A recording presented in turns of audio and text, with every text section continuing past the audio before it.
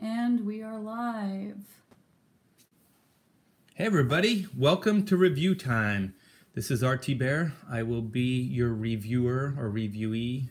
And this is where we take some new talent and we hopefully give them some new knowledge and inside tips on things they can bring into their drawing and learn a little bit from me. And that's the hopes anyway. So as always, we have Taylor Grosso. Taylor? Hi you guys, I'll be reading your chat today, so if you have any questions for art, go ahead and ask them there and I will be your voice. Yeah, we're going to give a couple minutes because sometimes I feel like we kind of jump into this too quickly before we can get people into the chat. So I'm going to give it a couple minutes. So you feeling any better, Taylor? I am feeling a little better. How about yourself? Yeah, just a little congestion, but my voice is coming back now, so I feel a lot better. There might be a little coughing, but hopefully this is the last video where we're coughing. Yeah, we've been a little sick. We've been running this campaign, this black and white campaign. It's crazy. It's not easy, you guys. We got a couple people in the chat.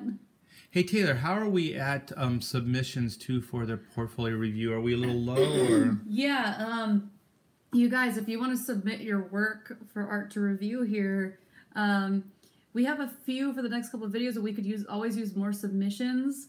So if you would like to have your art on here constructively picked apart, please submit. There will be a link in the description to our Dropbox.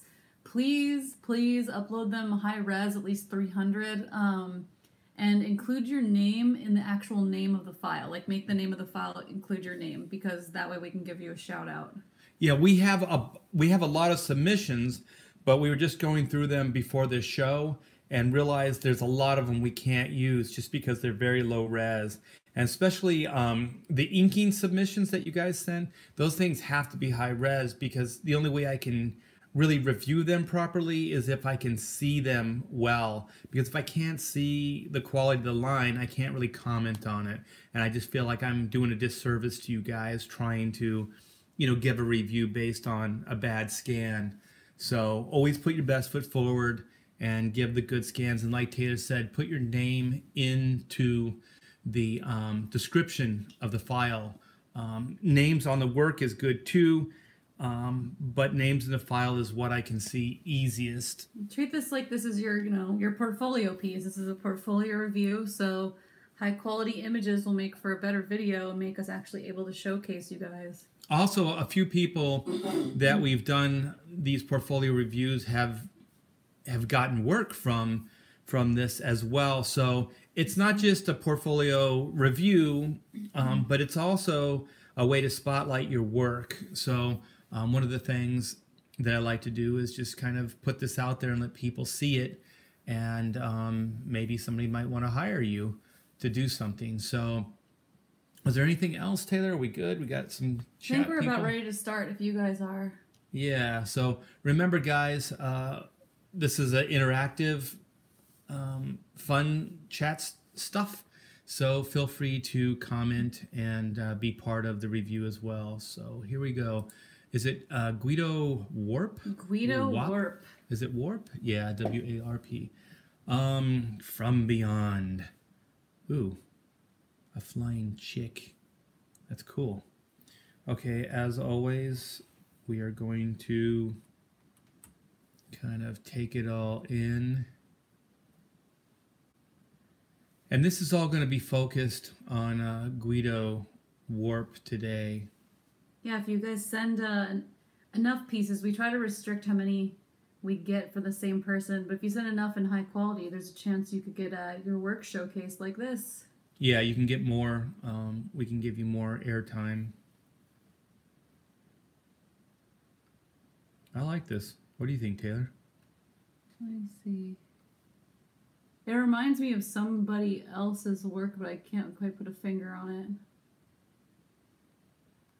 I don't know, the face looks, I don't know, I'm getting like a Rapunzel, or what was the one, the Disney, was it Rapunzel? Yeah, definitely. Yeah. I like the face, there's a lot of character, a lot of personality. From Beyond. Either he smells funny, or this is a lot of muscle for her. She's trying. This is not easy for her to fly and carry this guy. Okay, you know what? I'm just going to go through all of it and give you guys a preview of the whole thing. Comic Book Bob has a specific question if you have a moment. Hit me. He says, Art, I'm trying to get better at my inking, but I'm finding I have issues getting those smooth lines with a brush. Any tips on techniques or exercises to do? I feel like I've hit a wall here. Yeah, I think that just comes with time. And it depends on how big of a stroke you're trying to make. So if it's small, I'm going to see if they're small, just kind of learn to kind of move like this with your fingers and your hand. So if they're bigger, kind of learn to move your wrist and your whole hand. Because sometimes if you're too rigid and you're tight and you're tense, you are not going to be able to do it. So you got to kind of stay loose. So stay loose. And you can drag towards you, or you can pull away. But see how I kind of move my fingers a little bit when I mean, this is over exaggerated for the video, but I kind of move my whole hand and my fingers a little bit as well when I'm making these movements with the brush. So try to keep that in mind. The bigger strokes, you can get with your whole hand in there, your whole arm. And most of it just comes with time. It just practice. Spend as many hours as you can with the brush. And also, I still do this sometimes. Flip the board over and then just stroke. Just play with the brush. Vary pressure on it. And just do movement studies. Just do movement practices. And do those for, I don't know, maybe 15, 20 minutes before you start your ink job. And it might loosen you up. And then with the practice and everything of holding it, you might be able to bring and make less mistakes on the actual board when you're inking. The only thing I can really think about helping is you just need to spend time with it, because it's a performance art. So the more you can do it, the more you can practice holding the brush, moving the brush around, the better you'll get. Okay, so here's the next page. I like the textures. I like all this. Do you think this is all digital, or what tools do you think are being used here? Let me see. Speaking of brushes. This looks traditional. Yeah, this looks like brush. There's some pencil line or something you can see. Yeah. So there's some control problems, and it's a little sloppy in places, but I like the style. Okay. So I think this is the last one. So I think he's gonna cuss. She. Or maybe he's talking about her. But wouldn't that would be E, right? Unless he's speaking phonetically. She. Okay, so Guido Warp, here we go. So right off the bat, this looks like it's either supposed to be the cover or the splash page. I really like the way it's cropped. It gets the figures bigger, but you should never do this. You should have a full, for an establishing shot or a cover, should always be a full figure. So the reason I'm a little, because I like the composition, I like the way they fit into the space, but this is kind of a no-no.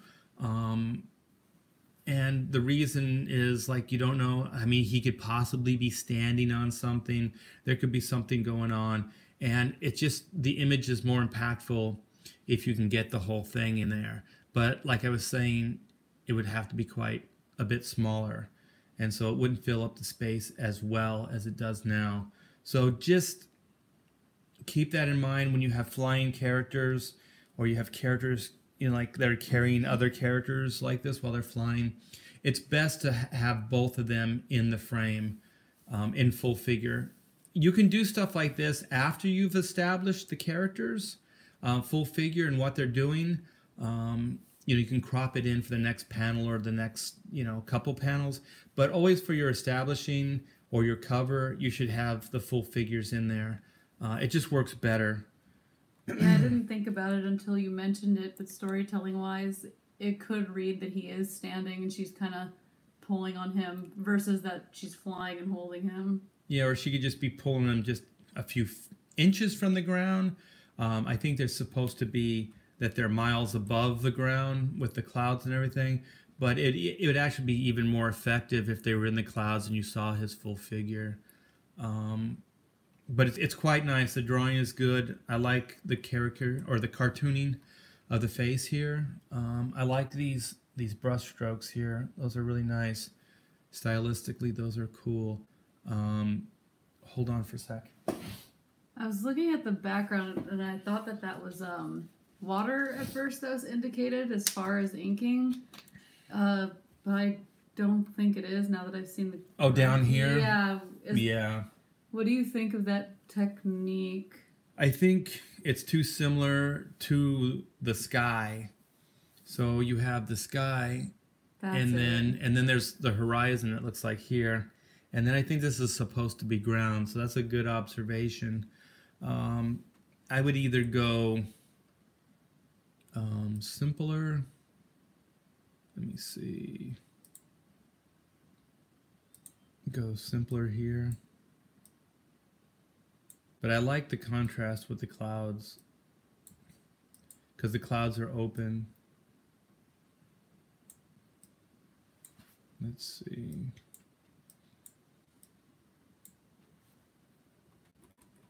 I have a couple more ideas how to make this work, but...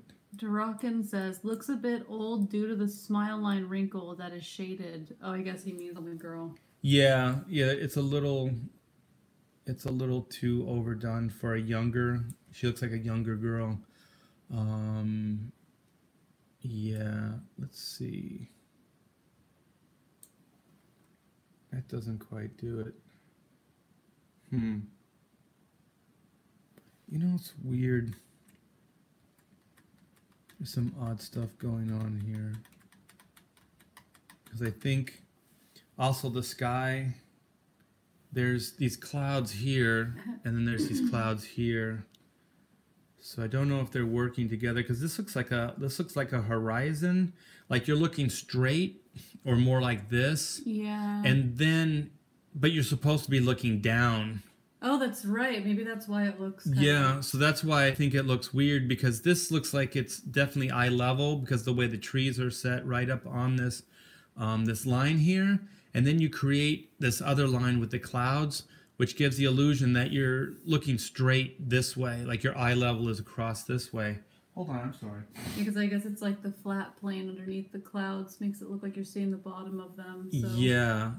Yeah. So, and then these clouds start looking like possibly you're looking down. So I think there's two things happening here perspective-wise. This part looks like you're looking down, and I think you're supposed to be looking down because you see the ground here. Yeah. Excuse me, but it's more like you're looking straight. So you can do this many different ways. I'll ditch the line thing for now. Let me get a black here. And maybe, I don't know, if you had some of your trees and stuff. The tree line is pretty exact. Yeah, moving throughout. So it looks like there's more,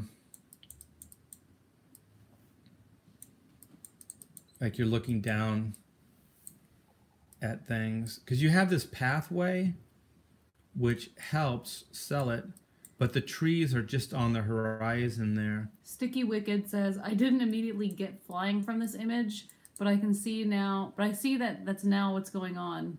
Yeah, I think that's partially because of this guy being cropped out. So, I don't know, that kind of helps, but not 100%. Let's see. Possibly, I think what's happening is part of this is just bleeding right into your ground. So maybe if this was... That's why I thought it was the ocean. Yeah, I think this is supposed to be the sky. So, I don't know. I got another idea.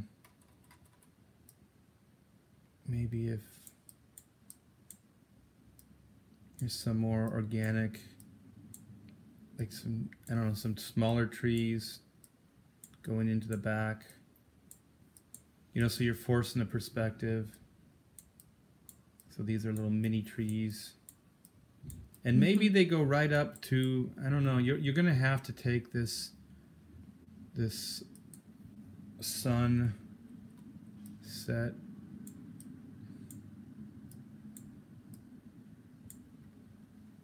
out.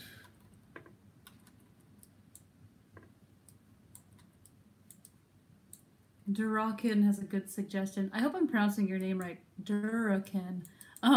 Considering that he was falling or jumping down from someplace, I think the camera should be pointing up and the character should be under some sort of cliff or something. That would actually... Like, that could work too. A lot of people in the chat thought that was the ocean. Yeah, well, right in here? I think or beyond, like right here. Yeah, I thought the whole thing was yeah, the but then the sun would have been like right in the ocean. Yeah, I mean it's obviously not, but I don't know. Okay, I'm just gonna do it. I've been trying to not, try to kind of work within what we had there. But I think what I would do is I would take those clouds out, because those clouds are competing with these clouds, and they were more horizon clouds. So I think everything that's kind of on the horizon I would take out, just because I think if you're going for like more of a down shot, and then maybe just some hints back here, so it looks like maybe it's just fading out. I hope you guys can see this, because this is starting to work for me. I think it makes, I'm watching from the screen, I think it makes it reads a lot better, actually. Because then this is going off into atmospheric perspective. It's just kind of fading off. So you have, you get your bigger trees here, and then small, like mid-ground trees, and then smaller and smaller as they go back. And maybe some other kind of icons, not just the trees, but other things that you can draw in here. But just to try to, force that back, might work. I do like this hatching in the sky here, but I'm not sure. I'm really not sure how to do this. Johnny wants to know if this is an Indiegogo project. We can't claim this one, Johnny. No, I don't know what this is for. I mean, you'd have to ask Guido Warp to find out. And then somebody said something about softening up the face. It's weird. I kind of like this line right here, though. So maybe since the light's hitting this side, maybe if there was a little less... People in the chat are in awe of what you did with that background. Oh, thanks, guys. Maybe if we simplified some of the face. Yeah, that looks cuter too. Yeah, maybe.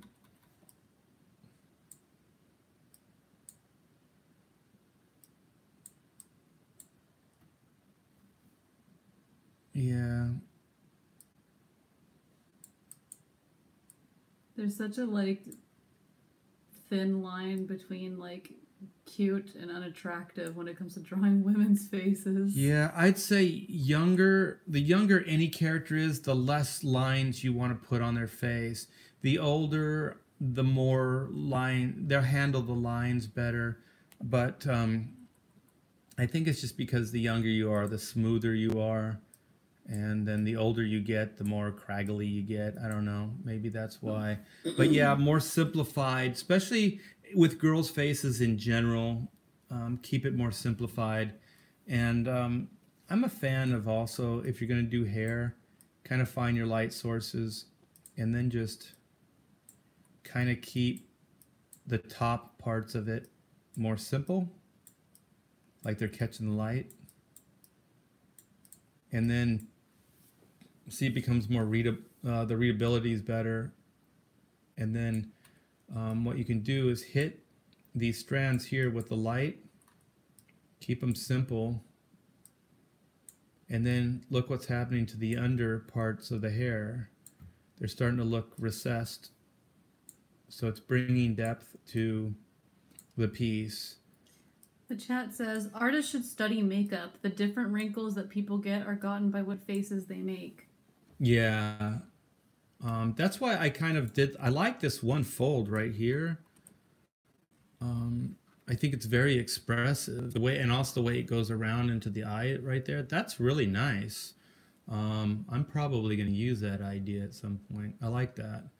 I think let's go and try this.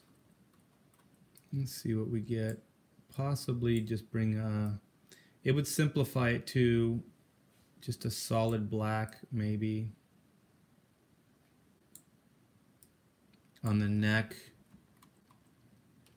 because you have this black here, but the blacks they're not in any other part of the figure. Mm-hmm. So maybe if you brought some more solid blacks into it, maybe not solid blacks in here, but maybe closer lines and maybe some thicker lines in here, because it should see it starting to recess and push back. The deeper, just remember how you figure this stuff out is just lighting.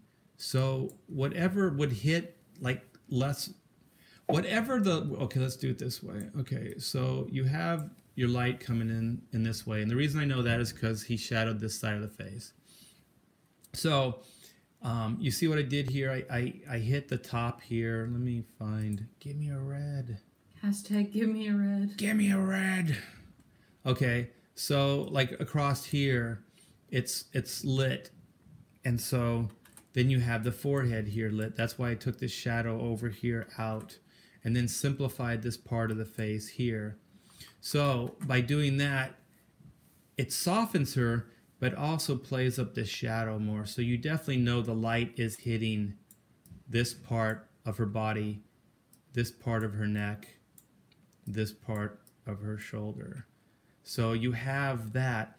And then once you figure out the light's coming in this direction, then you can figure out that wherever the light is hitting the least amount, like on the side of the face or under the chin or pulled back in the deep parts of the hair behind her head and her neck, then there's less light. So that's where the shadow would be. So if you guys ever have a problem with trying to figure out how to do that, that's kind of the easiest way to figure out where your blacks would be. And this isn't a heavy, black, composition. It's more hatch oriented and things, but he does have a few blacks established, like the ones on her clothing and things.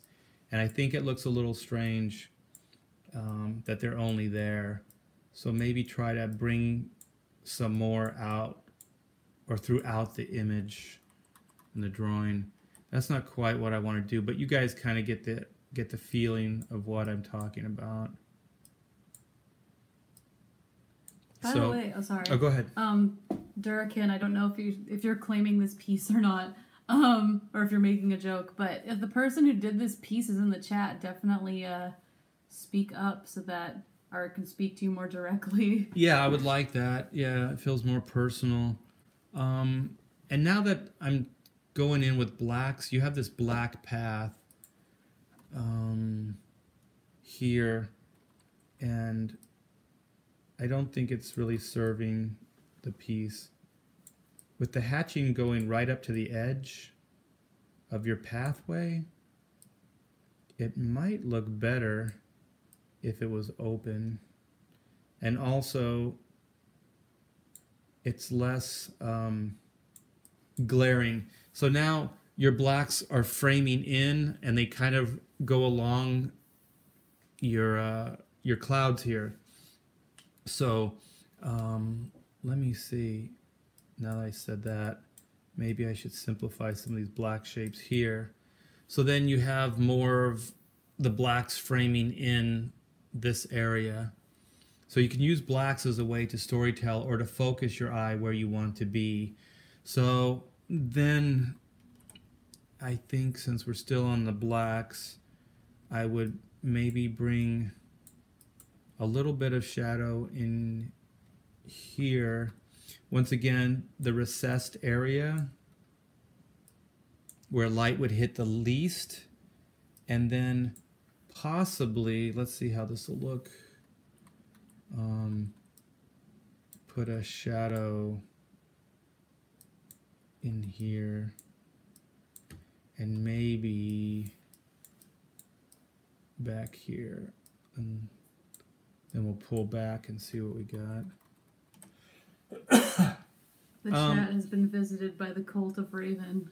Raven. Yeah, so I think, you know, for her figure and the blacks, that's what I would do to try to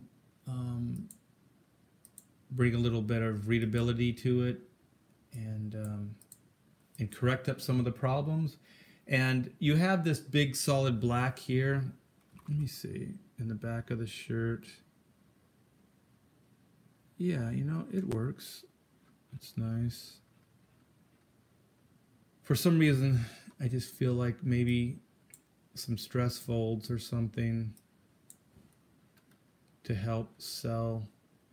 He's got a lot more blacks on him than she does. Yeah, yeah. The hands are a little, let me see. Give me a red. And see what we have. Yeah, it's way, I moved it out too far, but I think give her a little bit more of a palm and more of like a thumb. Let me see here, like a thumb. Let's see if you can see that. Let me get my white. Give me a white. MK says, if it's supposed to be like the initial splash page, you want to keep the eye on the page. Oh, yeah. Yeah, he might be talking that the guy's looking off the page. Maybe I'll look at that after I do this. Yeah, there are many, many aspects to drawing. I guess he's referring to the blacks being on that other character more so. Oh. It drops you off the page, he says. Yeah, okay. Yeah, I can see that. Maybe that's why I was trying to bring more blacks into the composition as well. The blacks also on the bottom can weigh the composition down in a nice way. So there's one aspect to this that I really, well, there's a lot of aspects actually, but one of the aspects I like is that he had all this, I like this style, this hatching in the sky and stuff, but it was simple. And then the black started getting, as you went down, and then the majority of them were right here. What that does is it brings your eye down. So everything in life, like the sky is simple and open. There's not a lot of detail. And then as we go down to the earth, things become more detail oriented. So we're used to seeing things more simplified on top and busier on the bottom of things. So one way you can do that is obviously put more detail on the bottom and keep the tops open, which I recommend. But also, if you bring your blacks down lower in the composition, it'll weigh down the composition. So this panel or this composition has a lot of rhythm to it. It really does. It has a lot of balance. There's just little things that could use a little tweaking, which I've already pointed out. So as far as the blacks down here, I don't mind it. I don't think it doesn't work. I think with bringing some blacks in other places, it starts working better. I think the way the composition was originally, I agree with, you remember the guy's name, Taylor, that said the blacks for the composition? I believe it was MK. Yeah. And he said the reason he brought it up was because when you were adding blacks to her figure, I think it started to stick out. Oh, okay. I was thinking it was doing the opposite, but maybe. I'm trying to think how you would open this up. I think in the way it's finished now, it'd be hard to resolve. Yeah. I don't know. Maybe you can take some of the shadows out. And maybe, I don't know, bring some folds just to break up some of the blacks. Yeah, it's hard to say because also he should be a full figure. So possibly some solid blacks under the hand here. So you can still have your hatching, but you can have some more solid blacks in here.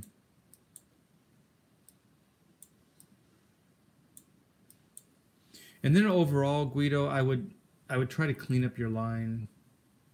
Just try to smooth it out a little bit. Keep practicing with your inks, because I think your compositions are nice. The storytelling with, you know, other than cropping this guy out, which, like I said, only for a cover or for an establishing shot. If this was just a panel, it would be perfect. So I don't know, maybe solidify with some blacks more.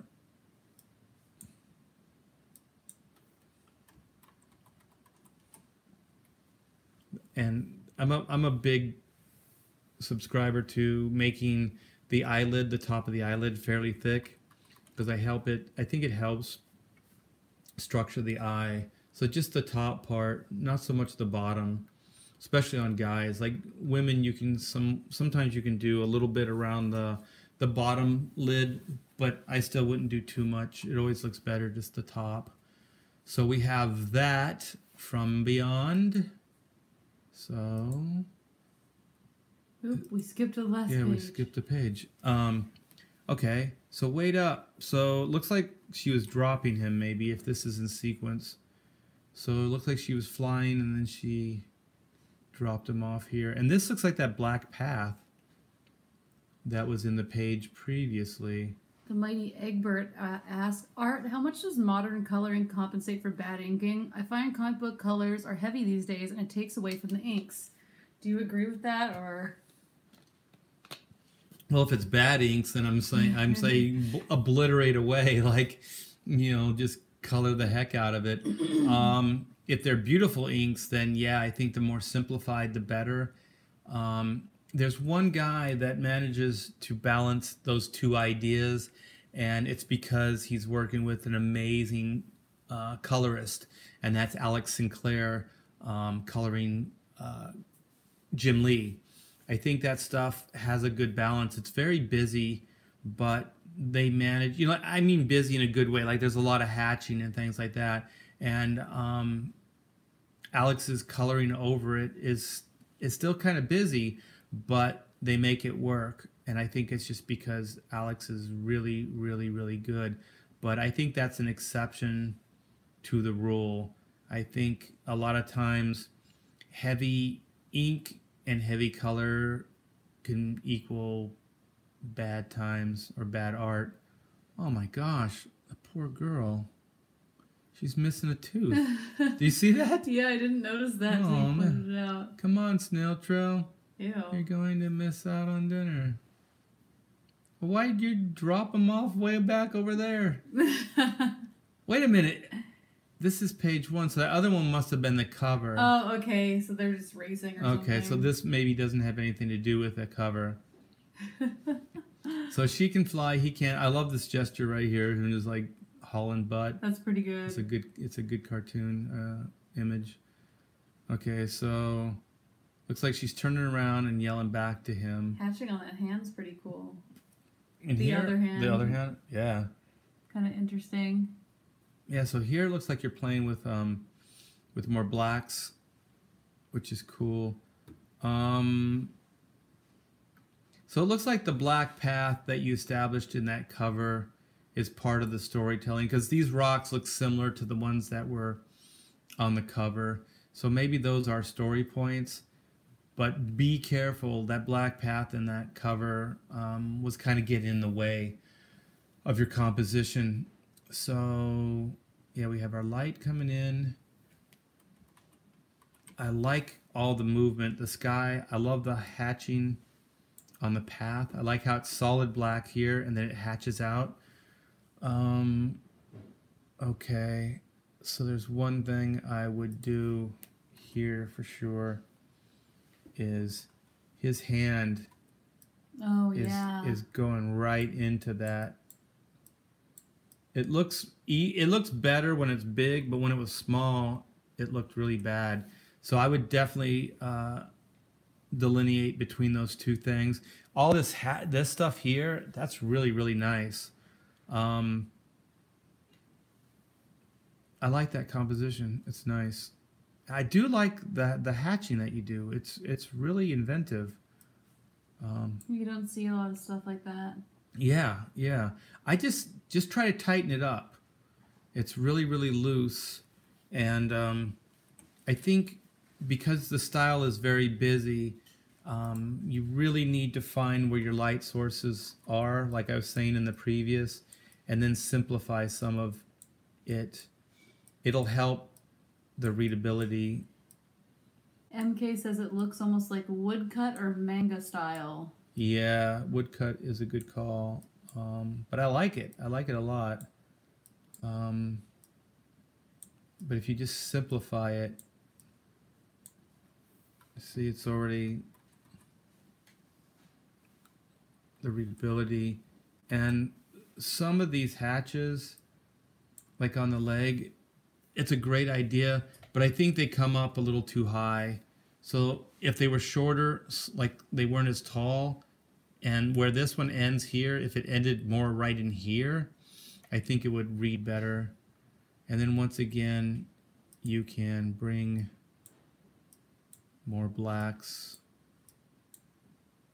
especially since there's a lot of blacks in this composition, or this figure, I mean. Maybe a little shadow under the chin. And let me see. Like I said, there's a little trick where you can make the eyelids a lot thicker. And aesthetically, it starts looking better. And possibly simplify some of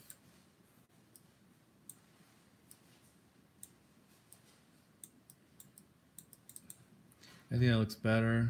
Yeah, definitely. A little cleaner.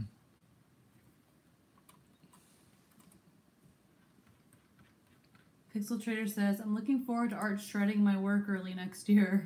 Why not now? Go ahead and submit. Hey, Pixel. Thank you so much for all the support that you've given Black and White, too. We really appreciate it. And it was fun. It was Pixel, right? Yeah, it was Pixel. Yeah, it was fun going on your show the other day. Thanks for having us. That was awesome. Hey, was your friend okay? Because there was that lightning storm or whatever. She looked a little scared. I hope she's okay. Yeah, check in with her and make sure she's all right for next storm. Yeah, follow it up. Also, you guys, check out Pixel Trader's channel for some cool stuff. And he's got the Indie-cron, too, right on Twitter. That's right. And Pixel says, yes, Pope Fire is fine. That's right, she's the maker. Okay. I saw her in some of the chats. Yeah, that's good. Spreading the good word of Starfire. I can't keep track of all these code names. Yeah, I think that thicker upper lid just aesthetically kind of looks more polished. Helps the eyes stand out too. When did you first start seeing that? Was that something you just picked up, or was it something when you were like maybe starting out? I remember when I started studying comic book art that there's this artist named Dick Giordano, and he'd ink he inked a lot of Neil Adams work in the day, and he used to, with the brush, he would just do this with one sweep. Ooh. Like it was like a, and then like this little, the main part of the eyelash would just be the taper of the brush. So he'd just go, so he'd start thin, thick, and then thinner, and then thinnest as he went. So this would be like one stroke, and he'd go in there really heavy. And I was like, wow, the eyes really stand out. A lot of control. Yeah.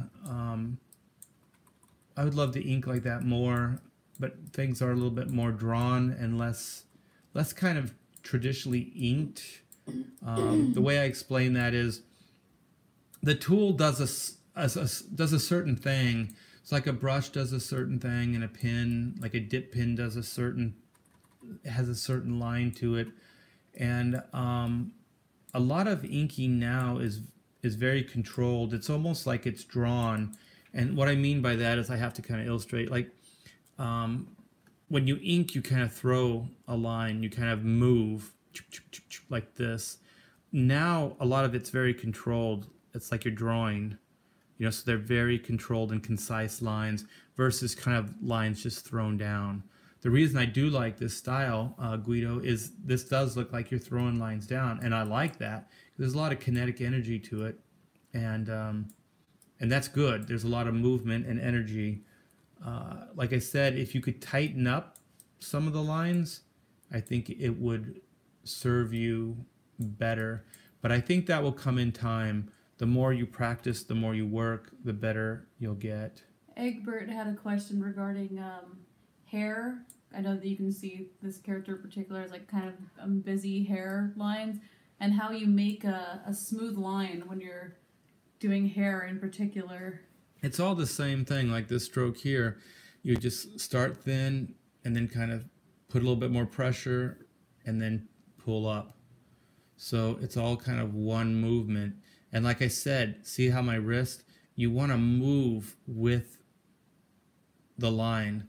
So whatever the line is, the more movement you can create with your fingers or your wrist, the better it is. So you kind of want to be in that movement, and it will translate better. But also, just the more you do it, the more control you'll have. So it really is. It's also getting your hand in the right position too, because the thing is, like sometimes, let's just say this image. So to get like this line, I'll turn the board and then I'll do a thick to thin. So sometimes I'll move this around to get my hand in the right position to make the curve. So I don't always ink straight up and down like this, because it's hard to get your hand to do the movement. So sometimes I'll move the image so I can get the line. So my hand will go in that natural, like see this direction? It'll go in that direction. See how my hand moves naturally that way? Moves with this direction. Same with this. So the thing is, that piece was beautiful. Some would say winningly beautiful. Yeah, I'll show that later. That's from the drawn and quartered last night. I have it laying around here. That's a first place kind of drawing of Lobo. It should have won. People in the chat are saying they voted for you. Oh, thank you. I still believe I was robbed. I think last week I was robbed too. Actually, to be honest, I think Mike should have won last week. And then you should have won this week. Yeah, I think his Starfire was pretty good. And also, I thought Mitch's was better than... I think he was last place. I think Mitch's was better. Dynamo says that Mike won because he had all of his kids vote at once. I made that joke last night too. I think my joke was like I should have had more kids because then I could rock the vote. Yeah, so you can see what I'm doing. I'm kind of simplifying because once again, like we were talking, the more lines in a young person's face, it ages them up. So the simpler, the better. I would take some of these frown lines or smile lines out. And maybe keep that key one back there because of the light, once again, that the light wouldn't be hitting it as much. And then simplify some of this. I do like the hatch on the side of the face though, so I'm keeping that. So you can see it's softening up a little bit. And the simplification works better. And Guido, I don't know if it's the character or not, but I'm gonna give her a tooth. This is bugging me. Poor girl. And that's another thing too. Don't always feel like you have to draw every one of the teeth. Sometimes the front teeth look better when you just see a little bit of the gum line and then thin this out. So the idea is keep the front part simple, and then as it recesses back, start drawing the detail of the teeth, because then it gives the illusion of depth, that the teeth are wrapping and this is going into deep space. It's going back into the shadow. So that's just a little tip there. So yeah, once again, I do like your hatching, but I think you need to kind of practice a little bit more and get some control in there. Oh, sorry, I laughed because Joshua said, I voted for Phelan Malin. Oh, gosh. Don't be mean. He's a great sport. He really is.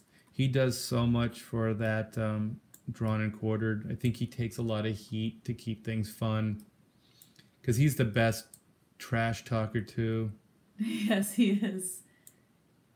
I get too focused. And also, I don't know. I was going to say I'm a nice guy. I'm not really a nice guy, but I don't... I think you have to choose whether you're going to entertain or you're going to focus on the work. Yeah, I think I kind of just stay more focused. Like even like doing this, you can see sometimes my volume changes and I become focused. So it's kind of hard to multitask when it comes to drawing for me.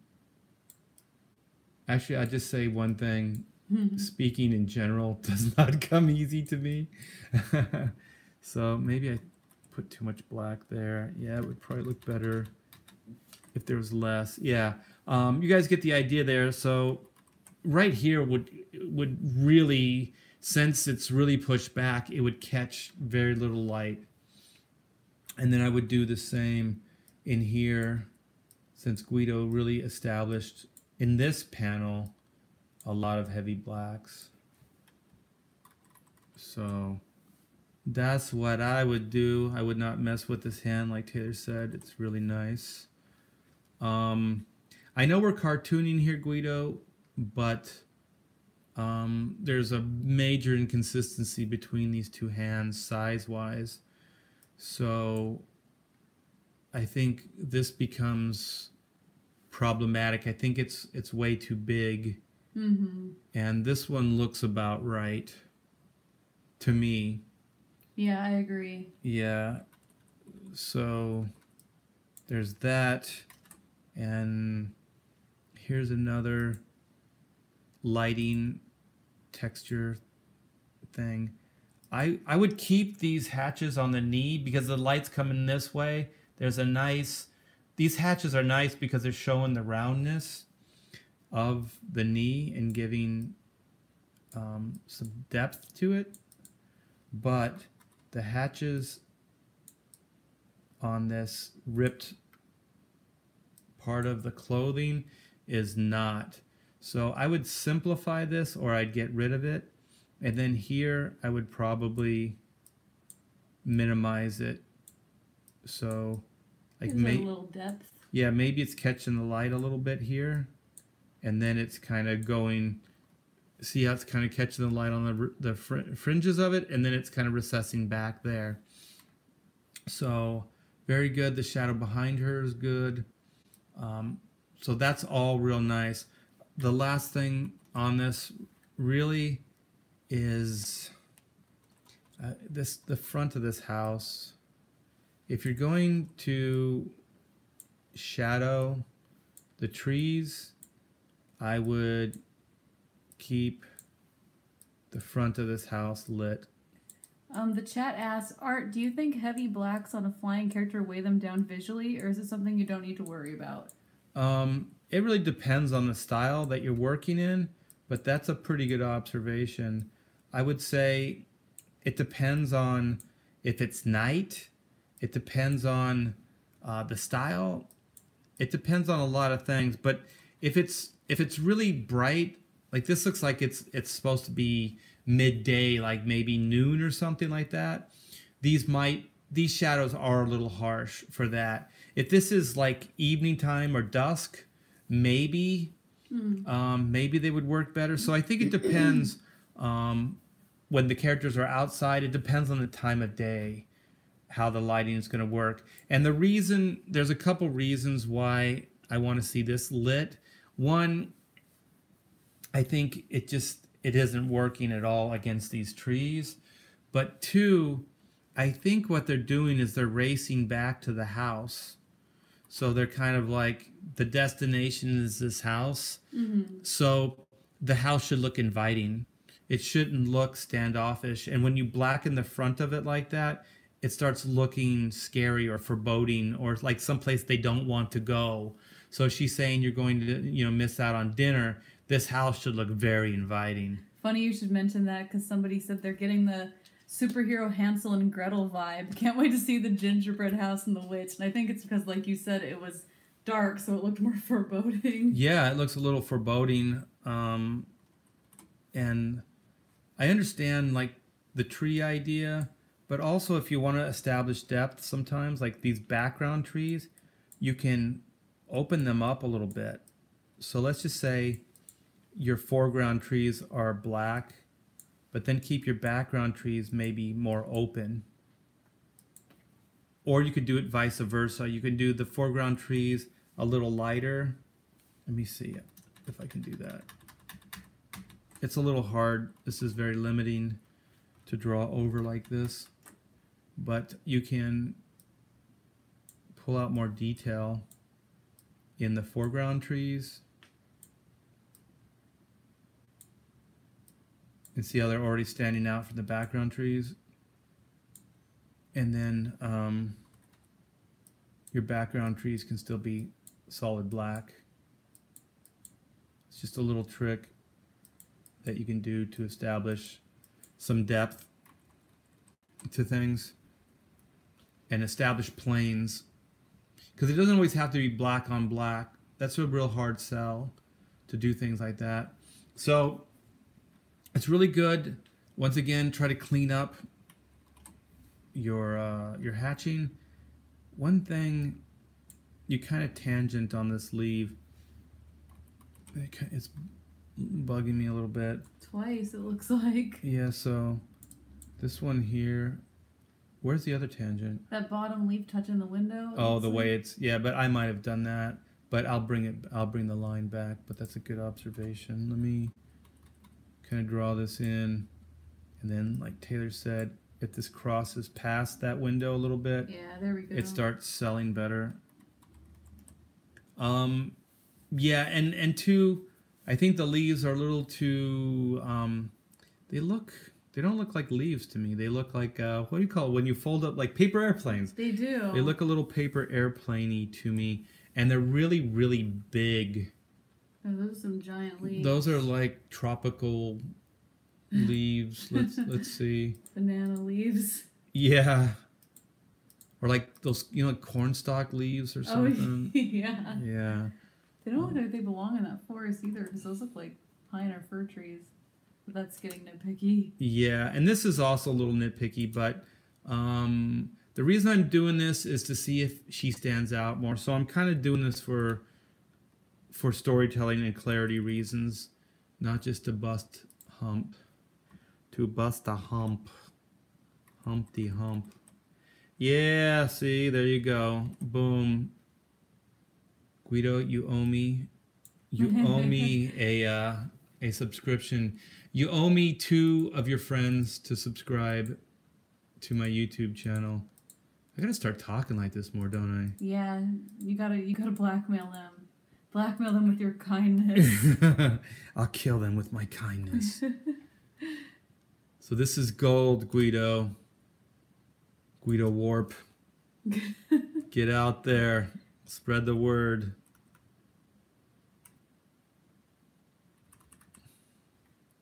You know what?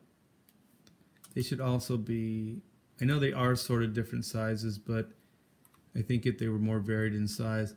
It looks like she's kind of sweeping them around her, and I like that a lot. I think this is fun. Like, this is very whimsical with the leaves coming around. But one, let me be anal about my storytelling, is maybe there should be some leaves following her already, like she's swooping them up.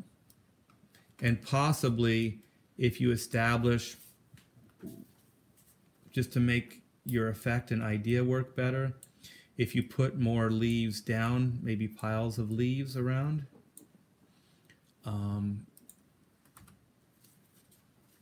it would be cool. Yeah. So I think you guys get the idea. It just helps sell the idea.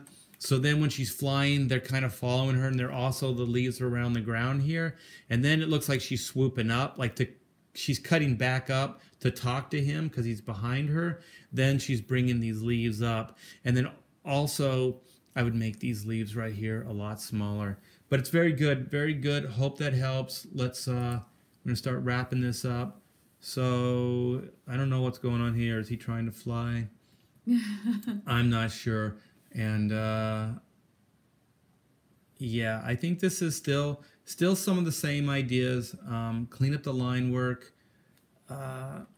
Just, I'm going to give, this is going to be my parting for you, Guido. We made it. We gave you the spotlight this episode. Is, I don't know, you cropped this weird,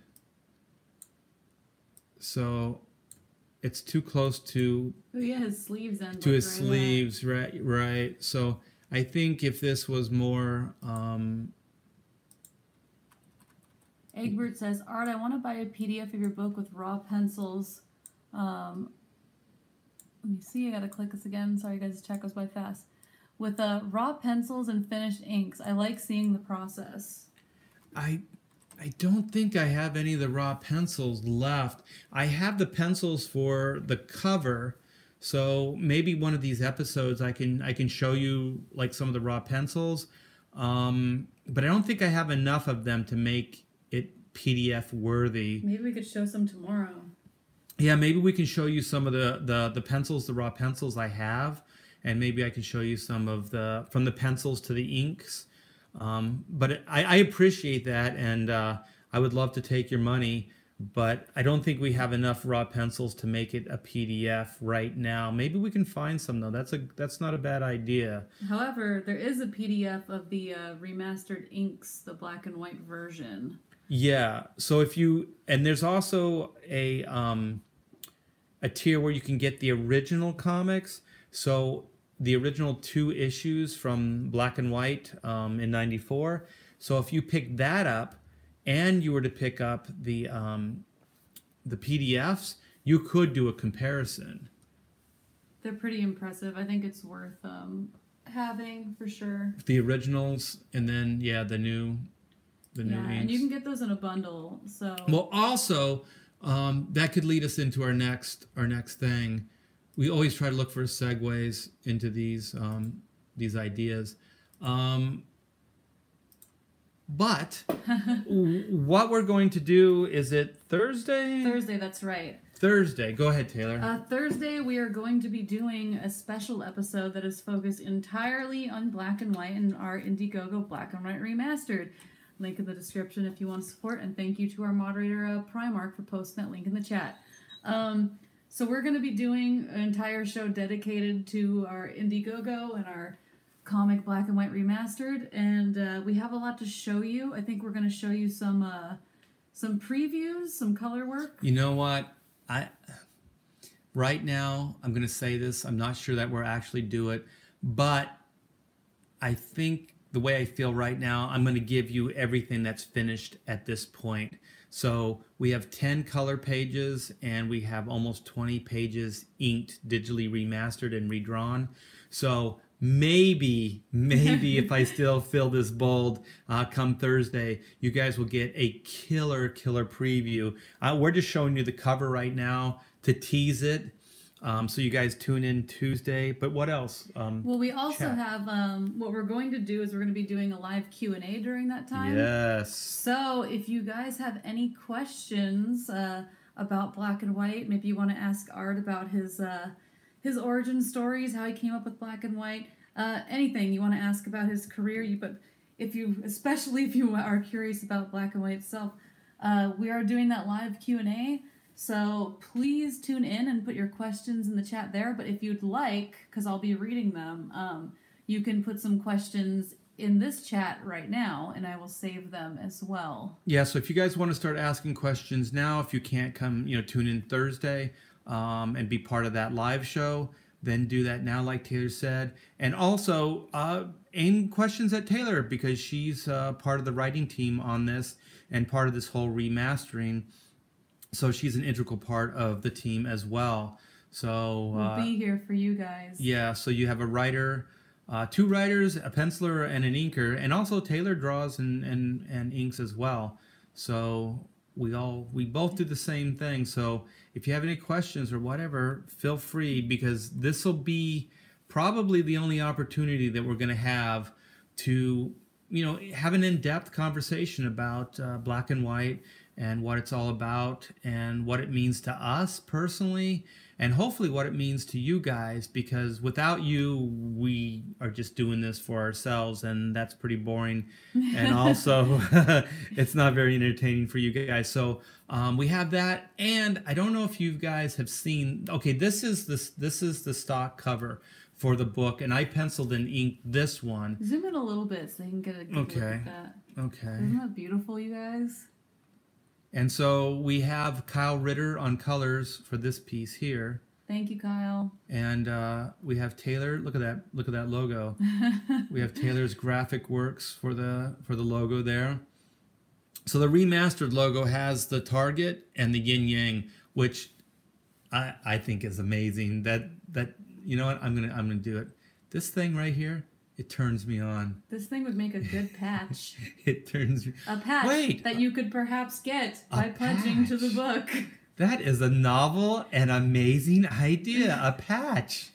Yes. Maybe as a stretch goal? Yeah, maybe if we make enough, we could do a run of those. Maybe if we go over 30, maybe 32. If we go over 30, we could definitely make a really cool patch. Yeah. What do you mean when we go over 32? All right, you guys, I'm working real hard trying to figure out how to talk about this stuff, because like I said earlier, this stuff does not come natural to me. Right. So back on track of what you're going to say.